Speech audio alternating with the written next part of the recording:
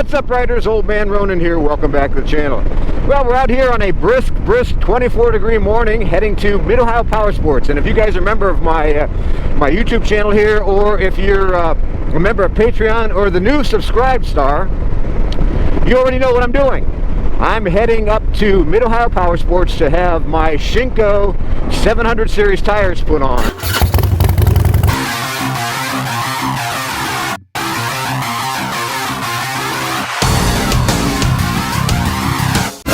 1 hour later.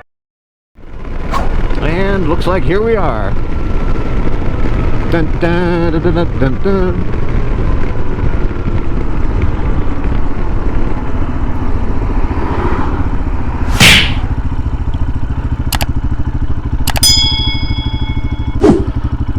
And of course I'm early because that's how I roll.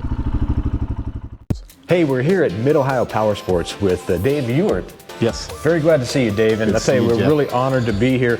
They're actually changing the tires on the Royal Enfield Himalayan, and we got a secret here at the end we're going to tell you about. But tell us a little bit about your dealership here, how Royal Enfield's doing with you guys as far as a brand, and I know you sell a lot of other motorcycles like Kawasaki and Honda and Suzuki. Is that correct? That's correct. We're a 48-year-old dealership. I've been here about 5.5 years.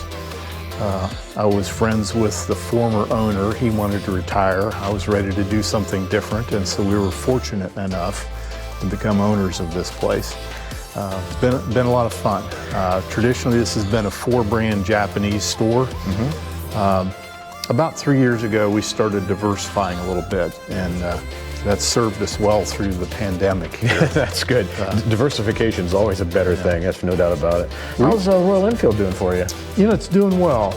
About 2 years ago, we started talking to Royal Enfield, and took a little bit of discussion, and we finally were able last summer to bring them in. We've been doing well. We've sold quite a few of the Himalayans and the Meteors. They've been very well received, both by the dual sport and adventure people, and by the Meteors just sell well. They're such a delightful little bike to ride, and they get great gas mileage. With $4, $5 gas, that's a big deal. It's huge. I mean, when I first got on the Meteor, I was like, you know, well, I really like a 350 or 349cc engine, you know, coming from Harley Davidson, you know, going way down in engine size. And I'll tell you what, it is one of the most fun bikes I've ever ridden in my entire life. I get a smile on my face. I like to say to people, I get miles of smiles out of it, and that's all I can say. The goofy grin factor is there. It surely is. I spent about a half a day riding the Meteor, just around town doing some things. A Monday when we were closed and I had a lot of different things to do. Thoroughly enjoyed the bike. I didn't expect to. I mean, I'm like you, 350, wow. I mean, it really is a nice bike. They are so much fun. It's so comfortable, it's easy to ride, it's got enough pep around town, it does a great job. Well, we're really excited for you to have this brand in the area too. I mean, you're my closest dealer now, so that makes me extremely happy. We're happy to have Royal Enfield here. This bike here is one that I'm just, you know, it's beautiful. I was fortunate enough to go to the Royal Enfield headquarters in Milwaukee and visit with some folks there, and they have one of the last bikes off the English production line. And it looks just like this. This could be grandson, that could be grandfather. It's that close. Wow. Beautiful, beautiful piece of equipment. Super people to work with. We've got a great rep. You know, when we work with them, they're enthusiasts like we are. We're birds of a feather. And that's what I found, that the company that I've been in touch with as far as at Royal Enfield, they're all real riders, which is unusual today. It makes me happy, actually. There's a bit of an English flavor to these bikes. You know, Harris Performance has definitely put their stamp on these bikes. And you can tell. I mean, yes. With the GT and with the Interceptor, you can tell that they've done a lot of hard work as far as maintaining that early English influence. Yes, and you can just feel the vibe. The bikes have a great vibe about them, and they invite you to ride more. You know, I was talking to a gentleman earlier that were saying that, you know, these motorcycles, the 650s and the 350s and even the Himalayan and the 410, they're forgiving, and people my age, when you're used to riding, you know, some of the new modern sports bikes are so powerful that you can't really enjoy the ride like you used to. You throttle out in a in a Interceptor or a GT or a Meteor in a corner, you're feeling good. You can't throttle out in the new bikes. They just they'll slide out right from under you. I've had an opportunity to ride a lot of bikes. I've owned a lot of bikes. I've been on the Kawasaki H2, for example. Wow. And those are all bikes that enable you to do some things that may be beyond your capabilities. Right. Royal Enfield bikes enable you to enjoy the ride. And I think that's the biggest thing.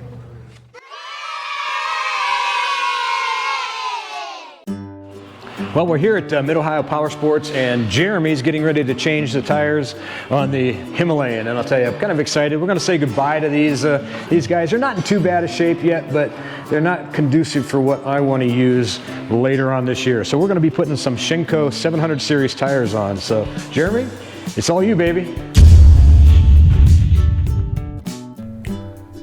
We're going to ask Jeremy during this voiceover, because of the ambient noise. It's kind of noisy in a garage, so we're going to ask him some different questions as we go along. First off is, what size wrench are you using there? And he's using a 24mm socket to get the rear axle bolt off. And then we're going to come in and tap it out with a soft, either plastic or like a rubber mallet. That way we can get the axle out without damaging the threads. Next is pulling the chain off and making sure that you get enough slack to get it off nice and easy. Next, we'll pop the spacer out and then get the rear sprocket to get to the dampeners, or I think the Royal Enfield calls them the cush rubber, or rubber dampeners, which is part of the cush drive.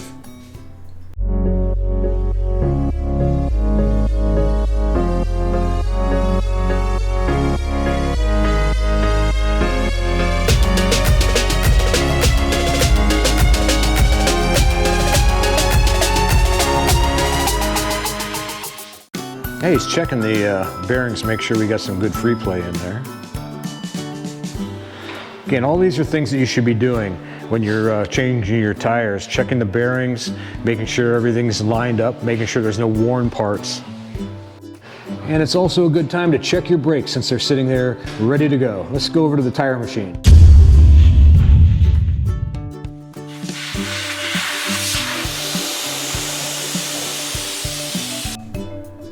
It's refreshing to watch somebody use these machines to debead the tire and get it off of the rim, because I'll tell you, I've used spoons most of my adult life trying to get the tires off, and it can be a pain in the butt a lot of times. But that's why I wanted to show you this video about how they do it in a regular shop. I know a lot of folks have never really seen this kind of thing, and I thought it was really important to give you what a professional does, instead of using hand tools all the time, using the pneumatics to be able to debead the tire and then get the tube out. It's really efficient.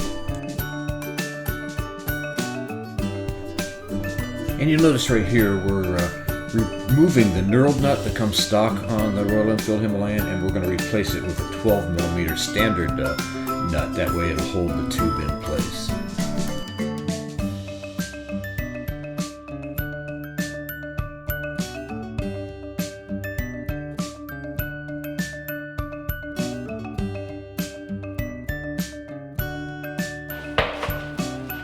Now, do you replace the rim band? Yeah. If they're bad. Okay. You don't have to. This one looks really brand new. Yeah.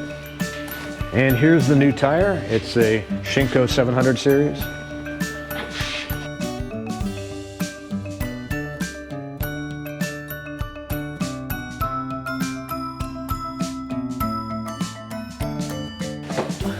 We're replacing it with a Bike Master tube, high performance.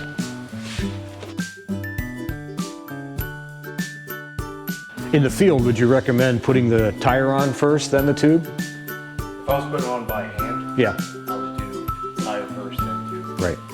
Because that's the way I was always taught. That's what I was kind of curious about.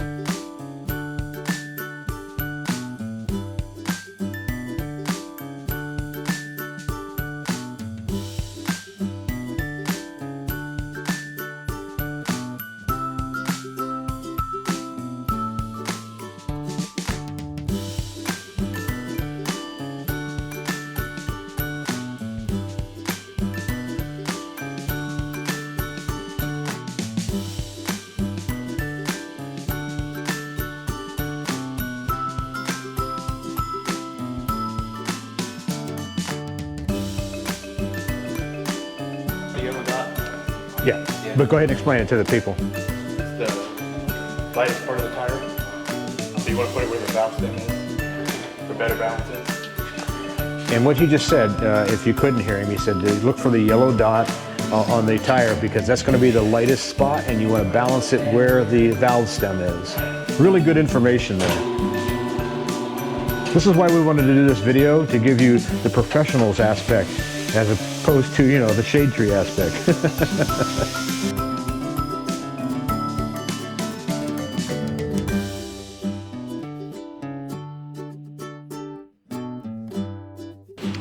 And he just mentioned it's a good time at this time to check for loose spokes.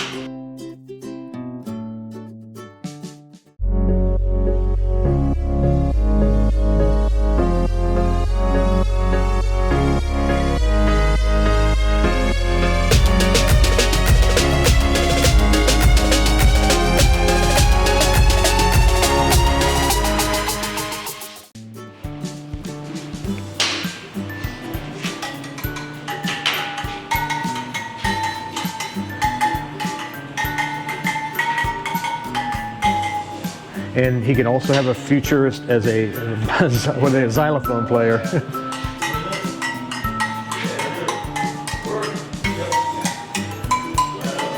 And if you have a deadening or a dull sound, you know you got a loose spoke.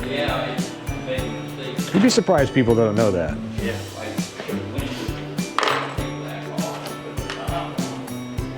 Did you find one a little dull? Sounded like I had one there. Yeah. There's a couple of different tones. Yeah.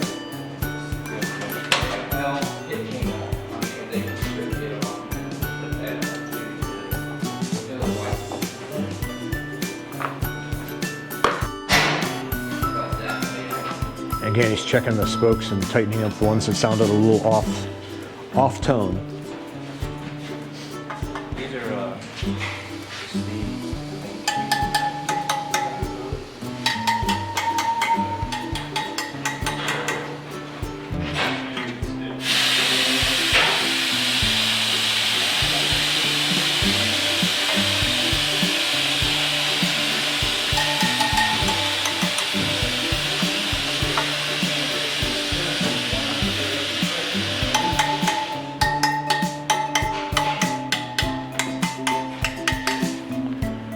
And you can tell there's little flat notes there. I don't know if you can hear that in the microphone, guys, but that's what's really important, to make sure that you get it's like tuning a guitar or a piano.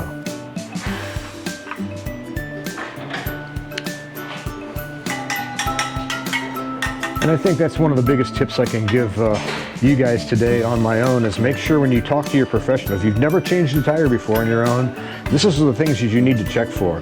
Is making sure that your spokes are tight, making sure your brakes are in good shape, checking your chain, making sure the bearings are in good order, and something that a lot of people, when they change their own tires, don't do. Using a spin balancer is something that they do in the automotive industry a lot, and of course a lot now on motorcycles as well too. Basically, you're finding the place to add the weight. Once you do that, you're balanced.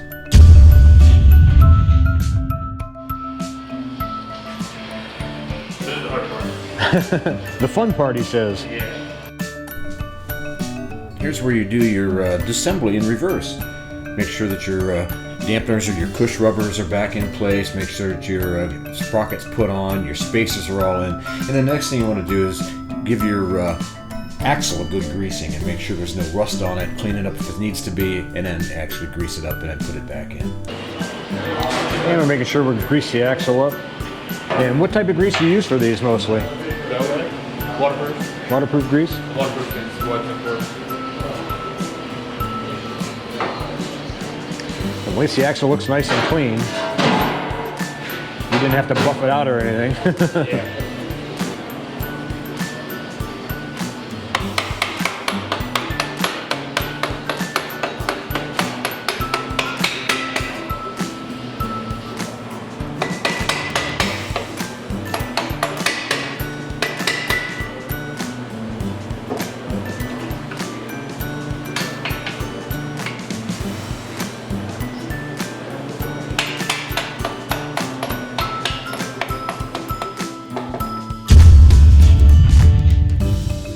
He just mentioned that it was 25 millimeter chain play. And where you measure, I have a lot of questions, and I always measure to the center. Is this where you do it too? Do you do it with it on the kickstand and loose, or do you do it with it down?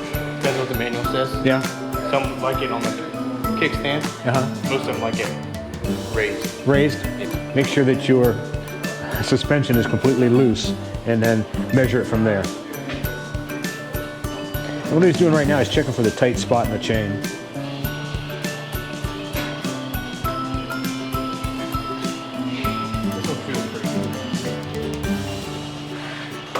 So he's looking for 25 millimeters.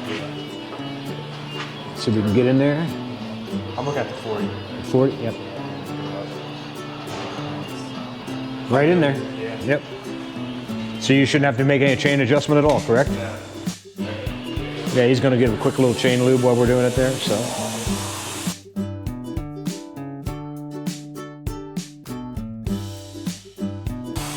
And if you guys remember the chain maintenance video that I did, this is basically the same thing that we did. Which is good to know that I'm doing the right thing. Nice. Now we're going to make the tighten on the main axle.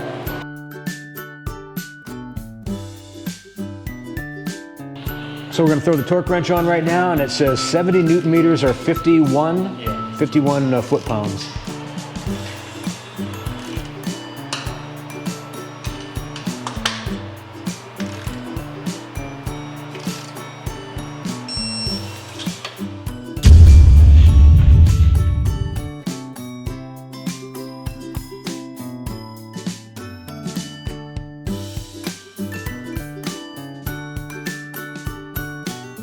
And this will be a lot easier.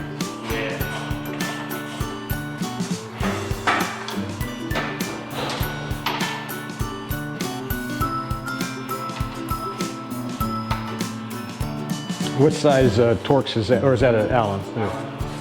6 millimeter? Yeah. 24 in the front. 24 on the front, just like the back? Yeah.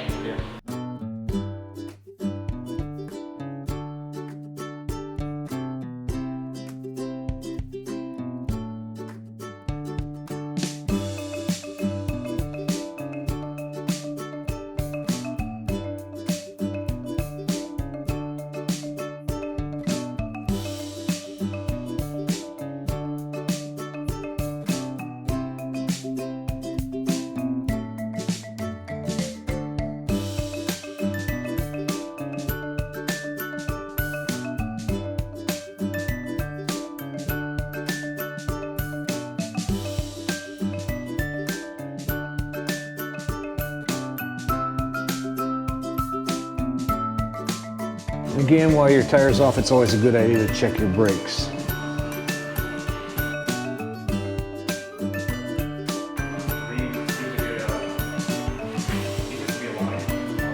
When I was younger, I made a mistake and I did a line.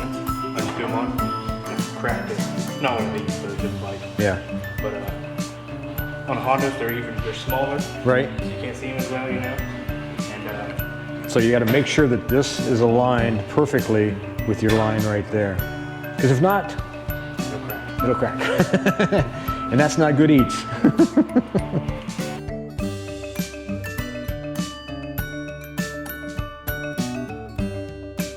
And it's probably just plastic in there because it's a speedometer. Yeah. Yeah, and if you guys didn't know, we were talking about the speedometer. It had nothing to do with anything else. But still, I guess that's important in some places. Some people like speed limits. they line up the speedometer to that little marker. Yeah. And you're going to grease the axle, I reckon? Yeah. And we've all seen that before, but we'll wait till we get to the torque specs.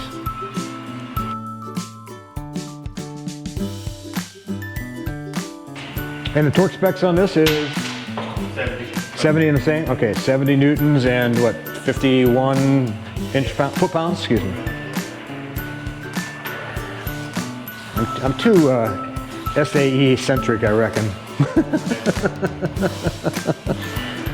Because I keep forgetting, every time I say it, I say, how many foot-pounds? How many inches? Oh, crap, it's newton meters. Because I get reminded of that every day. Yeah. Tell us what the Celsius is. How do I know? Yeah, that's what I do, computer. That's why I always tell people, you always find a Celsius in the upper right-hand corner, because I don't know that stuff. If it's 32, I know it's 0. That's as far as it goes. The pinch bolt is 10 Newton meters. What's that? The pinch bolts? Okay, that's a great tip. The pinchers down here to keep the axle in line is 10 Newton meters. And That would be 7 foot-pounds or inch-pounds? Foot-pounds. that one's not. I was going to say, Maybe it's something. I just want to say an extra thanks, guys. Jeremy, the technician here at Mid-Ohio Powersports, had the pleasure of working with me. No, I'm just kidding. I had the pleasure of working with him, and he was able to do all this great service around my goofy cameras. So, guys, say thanks to him. Shake your hand there. We really appreciate it.